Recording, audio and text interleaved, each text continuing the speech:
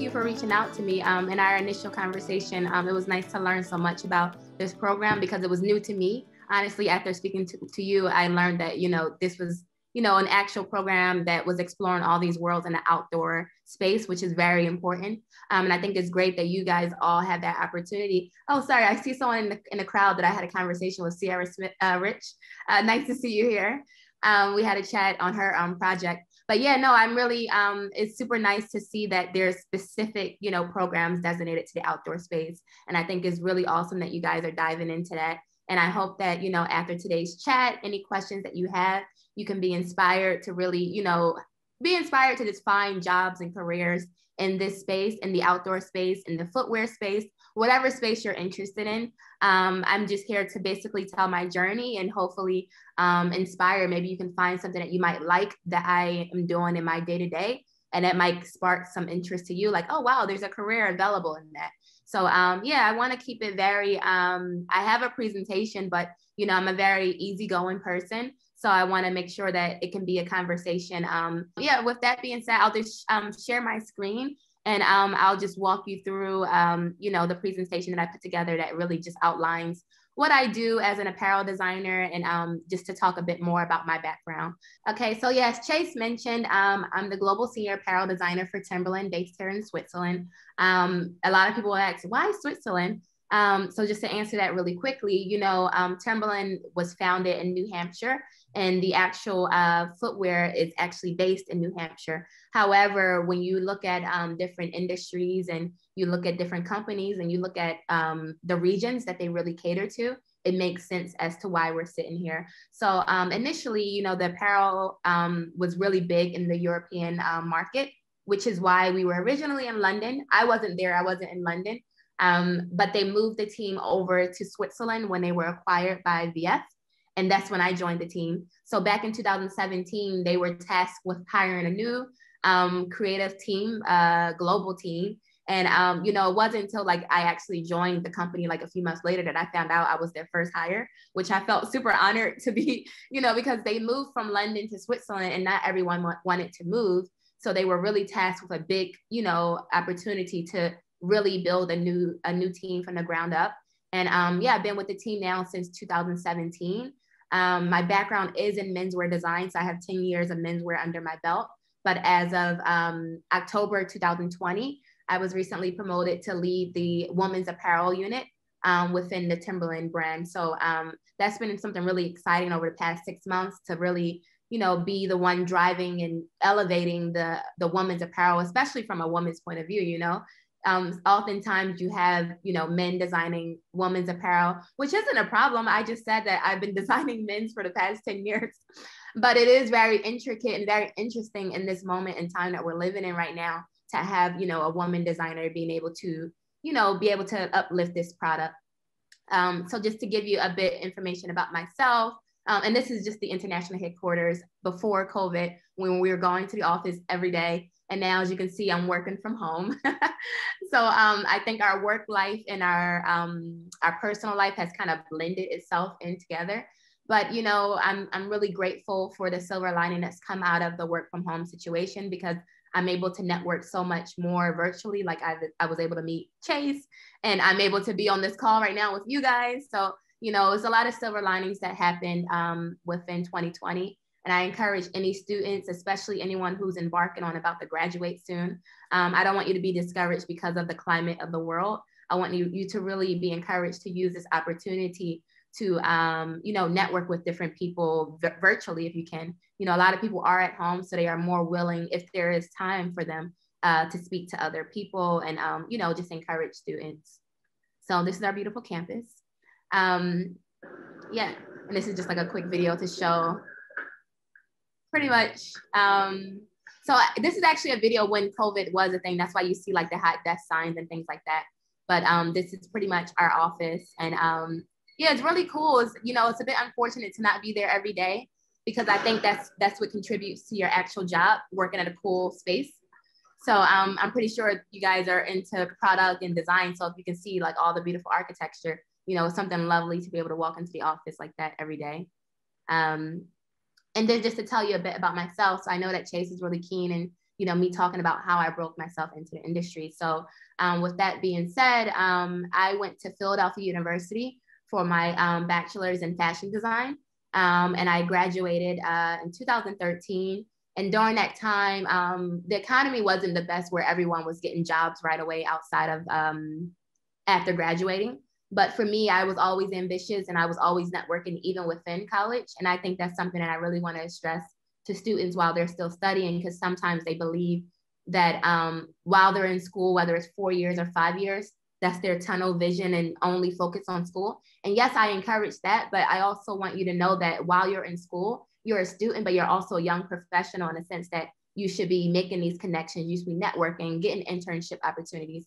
So yes, focus on your studies, but find a way to make, how do I word it? Find a way to make your education and your schooling centered around what your goal is in life, if that makes sense. So for me, when I was in college, I remember I would be in class and I'm like, hi, Professor so-and-so, I can't come tomorrow because I need to go to New York for interview. Like I will always do this. And he would be like, okay, Alicia, all right, great. And he kind of respected that about me because he knew that obviously school is school. It's important for me. But at the end of the day, school is prepping me for the real world. And if I have an opportunity in the real world, hence an interview in New York, he's going to allow me to take that. Of course, I need to make up any missing work or anything like that. So that's kind of how I got my start. I just was really ambitious during school. I had my first internship my junior year of college, working for Calvin Klein in New York. And I was able to get that internship through an organization I was a part of on campus called the Black Retail Action Group, which is a big industry network with people like Russell Simmons and P. Diddy, Angela Simmons, all these great people who are really about pouring into young designers. So I had that opportunity. It was really great. And then from there, after graduating from college, I kind of was in a position where I didn't have a job right away, but I had created my own menswear brand, right after graduating. And I kept myself busy with, number one, fine tuning my personal brand, like who was Alicia? And that entailed making business cards, making sure I had my resume and everything together. But simultaneously, I was working on my collection, my brand that I had. And I'm from Philadelphia, which I don't know if I mentioned yet, but I'm originally from Philadelphia. And the Philadelphia scene was super creative, especially during that time. There was a lot of entrepreneurs. So I kind of tapped into that. I was featured in a lot of Philly Fashion Week shows, New York Fashion Week. And that kind of kept me busy while I was kind of depressed about not having a job in the industry. But, I think I say all that to say, not to discourage you, but to really let you know that, there are opportunities that end up coming. So for me, I end up finding a job at PVH in New York around probably 6 months later after I graduated. It was a temporary job because the market really didn't have enough headcount to hire a lot of people at the time. But, I had such a great time working there for the first 3 months. And my manager, when I was replacing someone on maternity leave, and when that person returned, my manager did a good job of introducing me to all the different directors in the company, because they really wanted to find a head count within the company to allow me to join. Unfortunately, there wasn't really headspace, but I think that's an important factor, that whatever opportunity that you guys get, whether it's internships or I don't know, anything that you might have a co-op, take that opportunity to really latch on to your manager and make sure that they know who you are and what your career interests are. Because 9 times out of 10, those managers are invested to making sure that they can grow their young talent, especially if they're coming in as an entry level or intern. So long story short, I feel like the story is so long, but I ended up moving back to Philadelphia, and I started working for Urban Outfitters, again, at maternity leave. And at that point, I was like, how can I move out of the country? Because nothing is permanent here right now. So I ended up going to London and Paris, which I had already planned a trip for my graduation trip. And when I did that, I set up an interview with like a school in London, even though I was there for vacation. And I was really sold to go to that school, got back to Philadelphia. Then I saw another program in Italy for a master's program. And I ended up applying to that first because it had a scholarship attached to it, and it had a quicker deadline. So after I applied for that, before I can even apply to the London school, I found out that I won the first place prize to get my master's in Italy. And I had 3 months to move to Italy. So I'm like, oh my God, this is crazy. Because I'm pretty sure you guys can all imagine the feeling of wanting to, as a young professional trying to get in the industry. And the fact that I applied for a global scholarship through Vogue Italia and I was accepted, that really meant a lot to me. So that's another thing that I want to encourage you guys to really research the opportunities that are out there in terms of scholarships, and never think that a dream is too big, because here I was, I think it was maybe October that I found out that I was moving to Italy, and I moved to Italy in January. So I ended up getting my master's in Milan. While I was in Milan, I worked with so many different companies and networked with them. I actually did a project for Timberland at the beginning of my master's. I graduated, and after I graduated, I stayed in Milan another year working for Stone Island and B&W work. So it was a nice synergy of bringing two different industries together in a very tactical design way of thinking. And I had a lot of fun working on that. But again, that wasn't a permanent job. And at this point, I may have been like 25. And I was like, all right, I want a job, like a constant corporate, job. So I ended up applying for a job in the US, which I knew at the time because of everything that I had under my belt, that, my New York experiences, my international experience at that point. I just knew if I applied to America, that someone would hire me right away. And at that moment, I didn't want to move back to America, but I kind of was like, Alicia, you need to do it, apply. And, I applied, and lo and behold, like literally the next week, I found out that I got the job at Reebok in Boston. And I was specifically working for Adidas SLD, the sports licensing division. So I moved from Italy to Boston, which was a new city for me, completely different city. But I figured, hey, I moved out of the country by myself. What's moving to another state in America? So I ended up, that was like my first real role in the sneaker industry. I worked for them for less than a year, because when I got there, they did a big transition where my department will be moving over to the West Coast. And with that being said, no one on my team knew who will be going. So I kind of felt like I was back on the market again. And it happened that perfect timing that, the connections that I made in Italy 2 years prior. Remember, I told you guys I did like a project with Timberland. And in that same time frame, while my department was moving from the East Coast to the West Coast, Timberland was moving from London to Switzerland. Now, they had no idea that my company was going through this, but, they remembered the work that I did that kind of, that's how I set myself apart. Like, I really went above and beyond on this project. I went beyond the brief. They gave me a specific brief, but I did extra stuff. Like, I made accessories to support my designs. Like, I did a lot of extra stuff so I could stand out.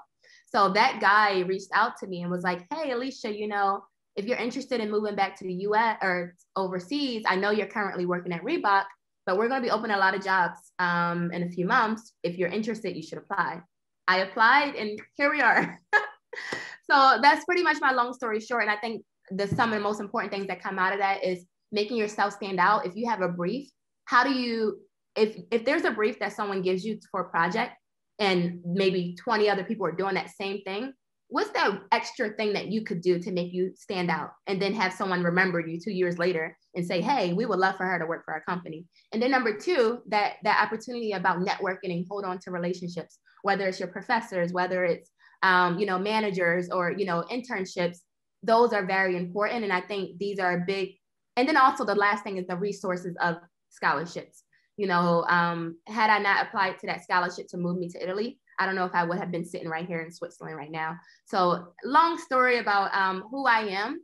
I've been designing for years now. I've always been into design. I've been trained technically through pattern making and, sketching and, draping and, technical sewing. And to be able to find myself in the actual career, for something that I applied for as back in college is really rewarding because I know a lot of my peers didn't get a chance to make it into the actual designer role because it can be tough sometimes. And I think you just need to be encouraged and keep going. My story wasn't a lateral story. I had no's. I applied to Project Runway, made it to the final round, and then they told me I was too young. And then, I applied to so many things, but, all these no's really were really meant to lead me to where I am now. So, that's just a bit about me. And just to answer the question about what it means to be global. So a lot of brands, you can have a job as a designer or a merchandiser or, a product developer, and you can be really only working for one specific market. It depends on what the brand nature is. For me, for Timberland, we design globally, and it means exactly what it says. Globally means, America, the North American business unit, the European market, and then also all of Asia. So with that being said, we design with all these regions in mind. And, we have to understand the consumer via their demographic, the ages, their buying practices, their likes, their dislikes, their weather, all these things. And how do we do that when we're based in Switzerland? I'm American, I'm not Asian. I don't know about what it's like to be Asian and what they want. So research is very important. So what we do is we always conduct market travel. So right before coronavirus, I was in these places here, Amsterdam, Antwerp, Portland, Tokyo. I was in all these different places literally right before COVID. And what it is, it helps us because even though I'm a designer, my cross-functional partners also travel as well. So I have my merchants traveling so that we can be aware together what's happening, because those cross-functional relationships are very important. And then you have your product developers who actually, are the one who are the liaisons between design and the actual vendor to make these products come to life. So then this is like my day-to-day calendar, the product calendar and the process, where we have briefs, which are requests from the regions or merchants. And as I mentioned to you guys before, we have regions because we are, we design globally for Asia, Europe, and market. So sometimes they'll have different requests, and we'll make sure, how does these requests, how do they sit in line with our brand authenticity? And, from a design point of view, that we can lead it design led, if that makes sense. So we always start off the season after traveling. We do a round of discoveries where we, as a design team, we come up with ideas that we want to do for the season, really leveraging our archive product to really make sure that we're authentic in our space and where we're coming from. And then just try to find ideas to, innovate new fabrics or new ideas, new trims and things of that nature. So it's a really nice collaborative approach when it comes down to making product for the market. And then again, the market report. So the designers, the merchandisers, we all create like reports to talk about what we saw while we were traveling. And that's everything from what was on the street, what was in the store, we'll go to museums and all these different things. And then we have the line plan, which is created by the merchandisers, and it's combining the regional briefs and then also the design-led stories. So I say all this to say that, you could be doing one job.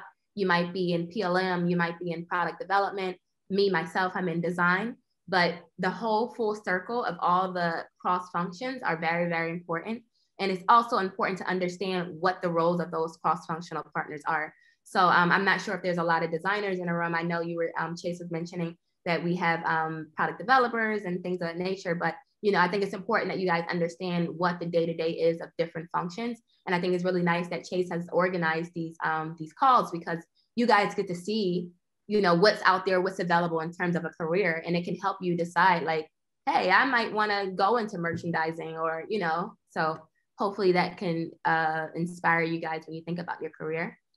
And then everything I just mentioned, again, the key players are your merchandisers, like the product managers, and then the product developers, the liaison between design and the vendors.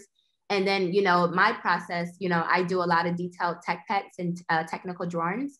Where I build, like I have a style, I sketch it, and then I go in and I say, okay, this is a twin needle, this is a 5-inch pocket. I give all the details, all the specs, so that I can hand it over to my product developer, and she can go in, or I say she because my current developer is a she, but he, she, whoever it may be, they can go and, communicate all these things to the vendor and make sure that they are negotiating price, fabric prices, and things of that nature. And then the vendors, they start to develop the styles.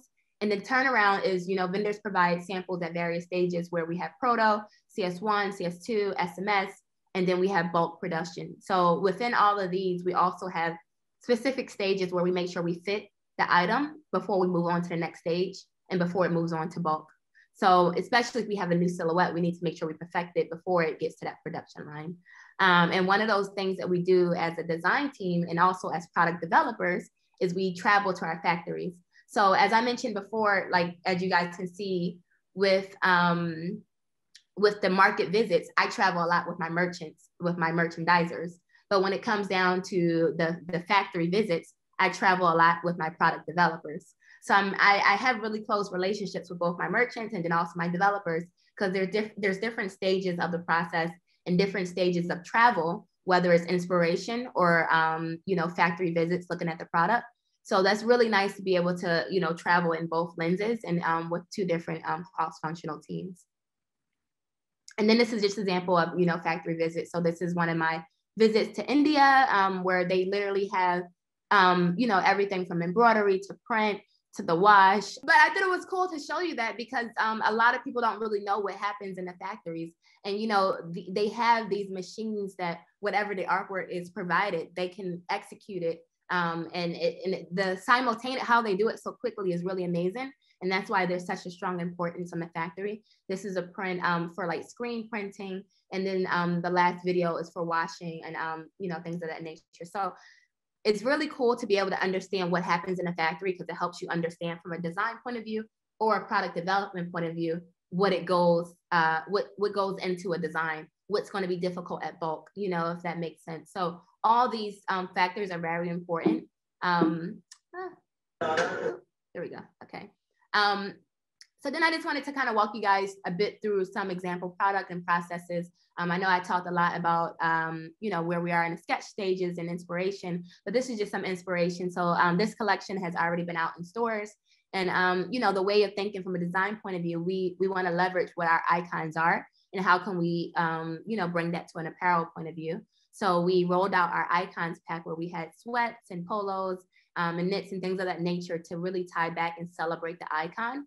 And on the right is where you see me working in 3D design. So I design in so many ways. I design in 2D in the sense that I'm sketching, or I'll design where I'm building a tech pack in Illustrator. So Illustrator is something that I use every day, or something that's been new to our team for the past, I guess, 3 years now is 3D design. So I also design in 3D as well, because it can be an easy selling tool for for factories, for salespeople, just to really understand the garment. So just put like a quick snapshot. So there's so many different 3D programs, which I'm pretty sure some of you may be already aware of if you're already using them in your school. But it's such a cool tool, because sometimes the flat technical render isn't enough to sell to a salesperson. Sometimes they need to see it in 3D. And on a sustainable front, this really helps, because if you have a core product like this that doesn't have that much detail in terms of a big silhouette or something crazy, you can literally, save money, be sustainable to the environment by reducing samples and, on the simple styles, creating a 3D render. So there's so many things that can come into the line in the process of design itself. And then again, this is some more sample product where you start off with the sketching. This is an idea of what a tech pack could look like, all the details that I have to provide. And then there's more pages to show like the scales of the pocket that I would like, all these details. And then this is how you can see how it comes together in terms of a merchandising.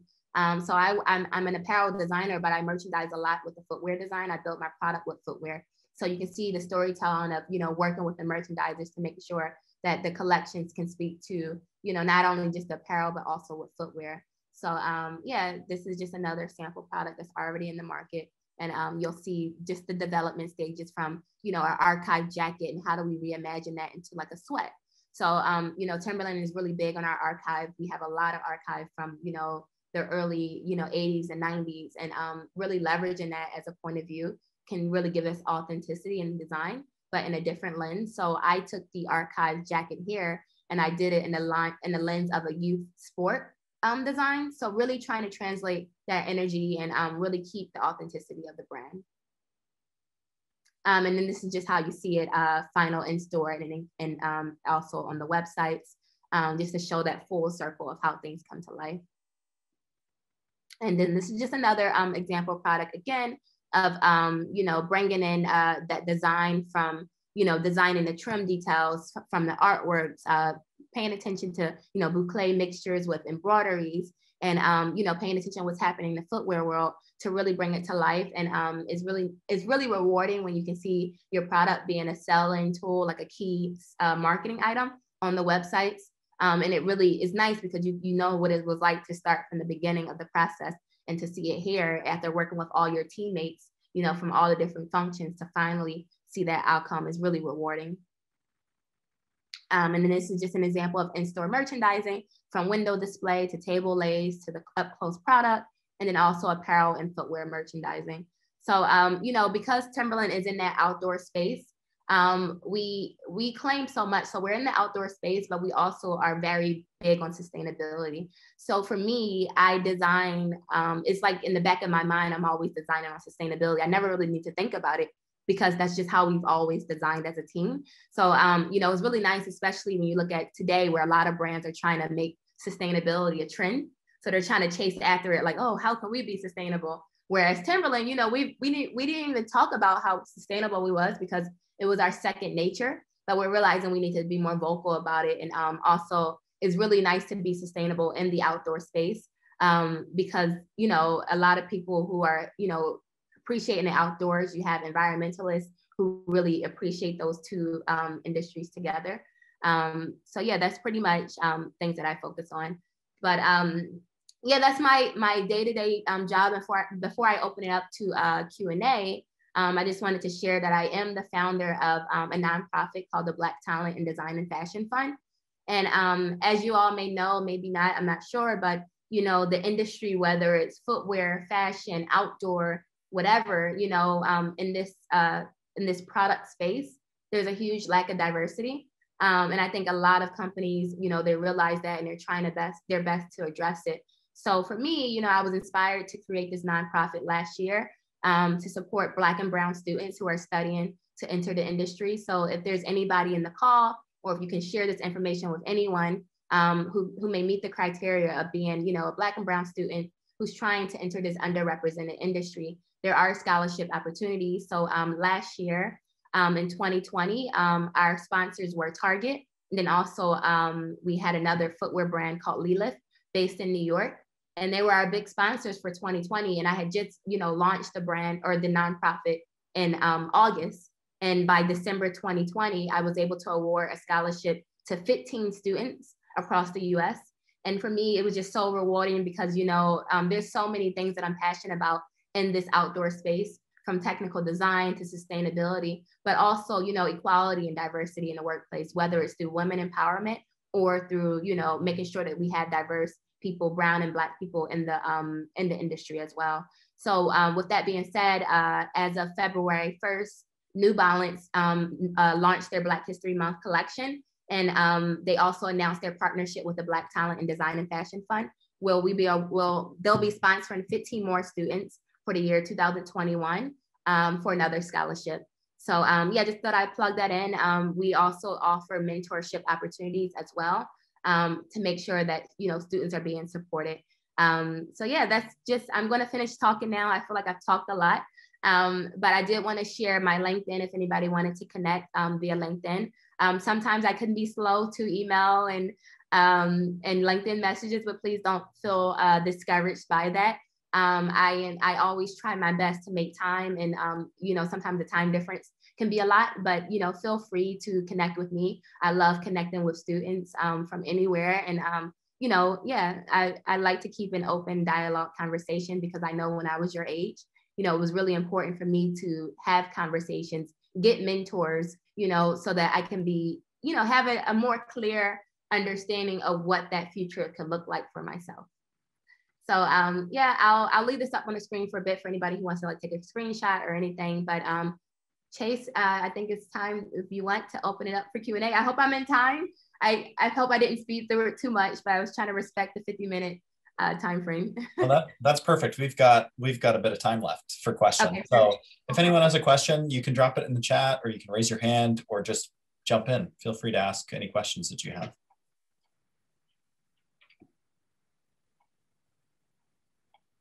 And I can start us off too. Okay.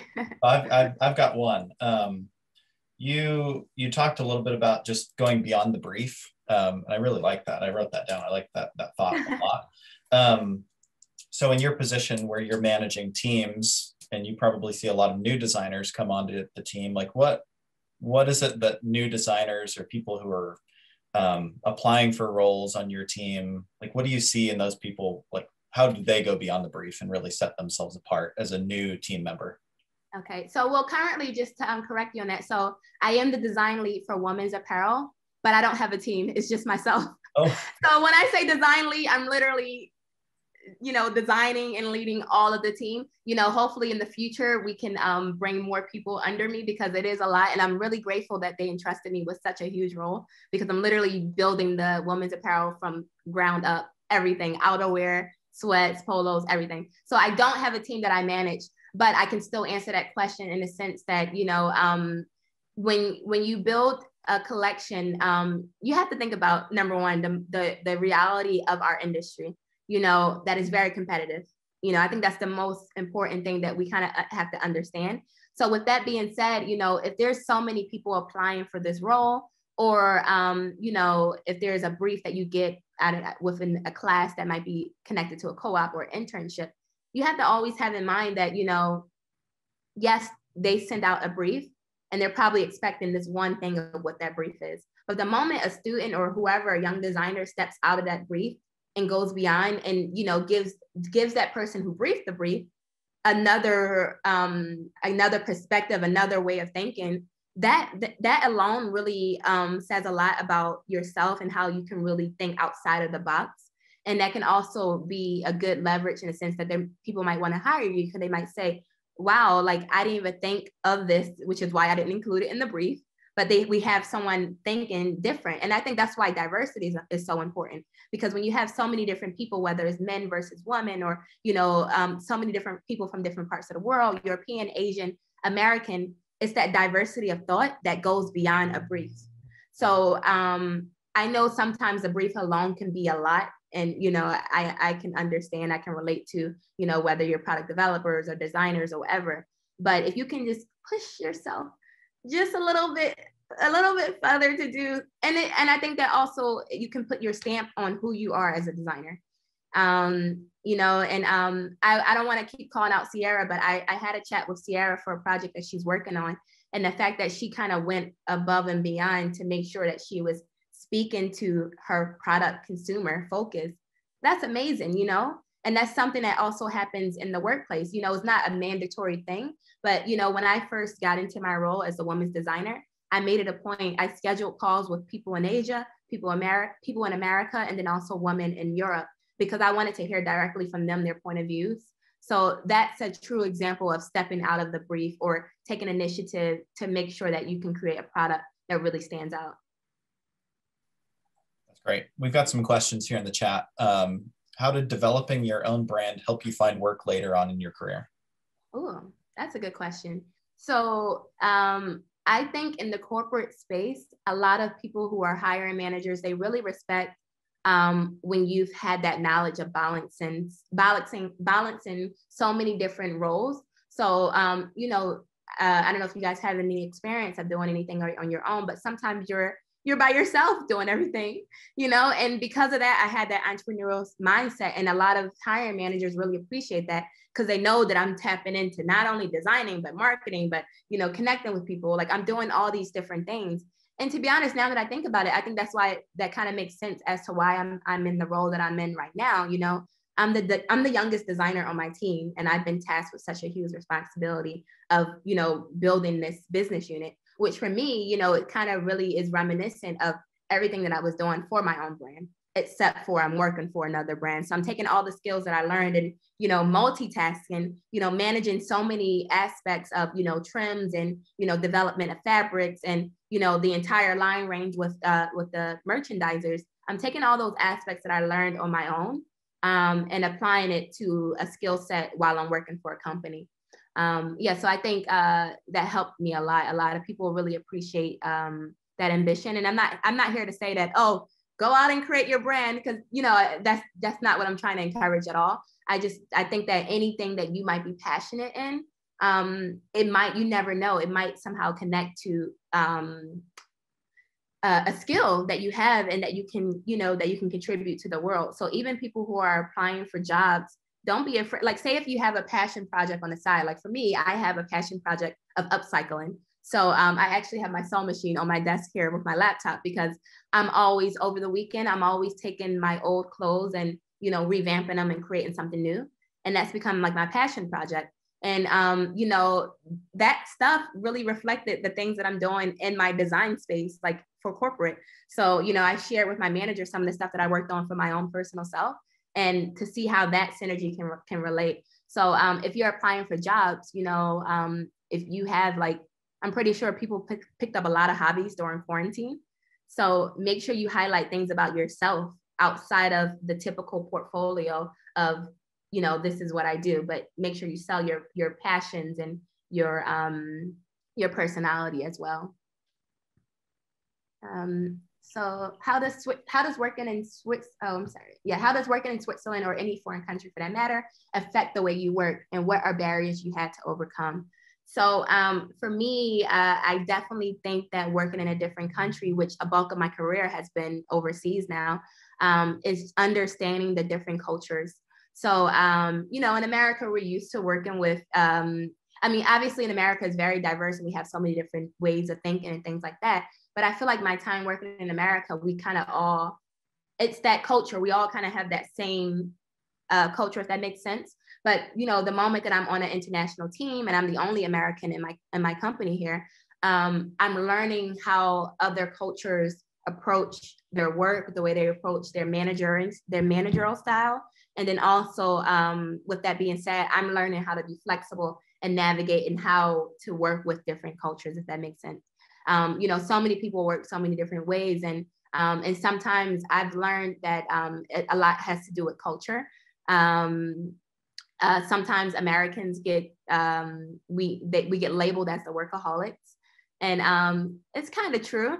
But it's very interesting to be in this international space to kind of pick up with, and I'm not trying to put a label on different nationalities, but after having been here for 6 years, it's kind of like, oh, wow, this is how this kind of person works. And it's very interesting, and you learn that way. And then also with the languages, we all speak English, but sometimes my Italian peers, where English isn't their first language, sometimes I find myself making sure that I use my Italian to replace some words that maybe they don't understand, and then maybe explaining them even more what that English word is. So it's a lot of cross communication in that sense, making sure we understand each other.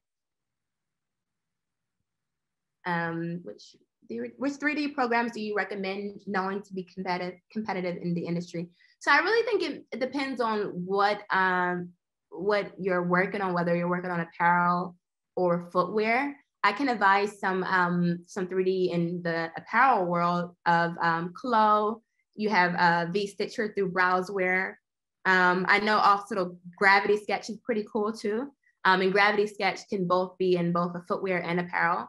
So all these different tools are very useful. I wish when I was in school, when I was studying, that I had the opportunity to play around with those programs. But because the way my program was set up, 3D wasn't a requirement for apparel designers. So I always just connected with, some friends in that world if I needed to, I designed glasses at one point in my career. And I connected with a 3D design student, and he brought it to life. But I really do wish that I had the opportunity to kind of play around with it when I was in school. But I am fortunate that, my company is invested in me and make sure that I'm learning it. But I can say that to you guys now, that if you don't have 3D on your curriculum or, a part of your program or your program, reach out to someone in your school who's working on 3D and say, hey, can we collaborate? And because, this exchange of skills is very important, and it will benefit you long run. Next we have, does your work in 3D programs get used for actually patterning the garment, or is it mostly to help visualize in 3D? So there's two angles that you can look at that. Currently, we do a lot of it for visualizing and selling tools, but we have the capabilities of taking it up a notch and literally translating that pattern, because as I showed you guys in a presentation, all the different pattern pieces, all the pattern blocks, that is a perfect route for just sending it over to the vendor. But currently we're trying to find out which vendors have those 3D technical skills, because not a lot of vendors have that set in. So it's a lot of compromise, making sure we still invest in ourselves and learn in the program, so that as vendors catch up with us and actually have these products, it can be a complete, because currently I do the sewing, you have those patterns and then you sew the product together as you would in real life. you do it all on, that program. So you can easily just, generate the tech pack and send it off. But to answer that question, currently in this moment now, we do it to visualize, to help aid 3D. And then how do you communicate effectively with different departments within a global company, apparel, footwear, marketing, and sales? So yeah, I think we all just, I'm not speaking to all these different departments all the time. Mostly for me is apparel and footwear, because there's different functions who speak to other functions.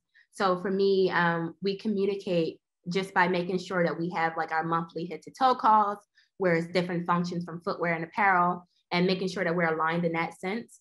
Yeah, I don't talk much with marketing and sales, but what we do from a design point of view is we make sure that our language that we want to speak about and push for marketing for that season, we make sure that our design manager captures all that, and he reports back to marketing to make sure that marketing is highlighting all the work that design is doing to tell that story and push it to the market. Yeah, I hope I answered everyone's question well enough. If there's any more, I'll be happy to take some more. I don't know how much time we have left.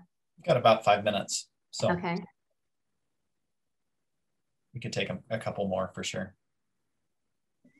Can I follow up on that last question a little bit? Yes. Where are you on the screen? Oh, okay.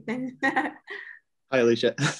Hi. So my question, I mean, when you're working on getting those design details for marketing or et cetera, like what are you kind of focusing on? Are you just like, these are the key elements of the product that really should be communicated?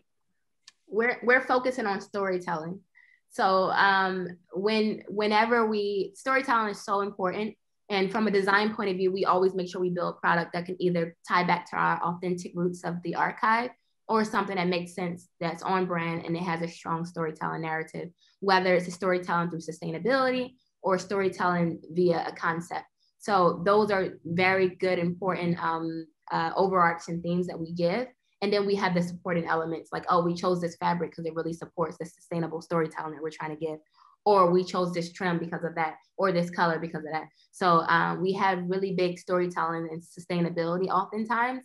And we make sure that, when we have product that sits together, whether it's outerwear or sweats, if it has a sustainable fabric to it, we make sure that marketing is aware of this is the color that we chose for that platform, and this is the story behind it. Well, it was a pleasure speaking to all of you. Again, feel free if you want to reach out for anything. I'm always down to help. I get a lot of different, I see a lot of different opportunities cross my desk from different parts of the industry. Yeah, I'm always happy to connect people there as well. Yeah, I don't know, Chase, do you have anything else to add? No, that's great. Thank you for taking the time. This was so valuable. I really appreciate it. Oh, you're welcome. Of course. I appreciate being a part of this experience.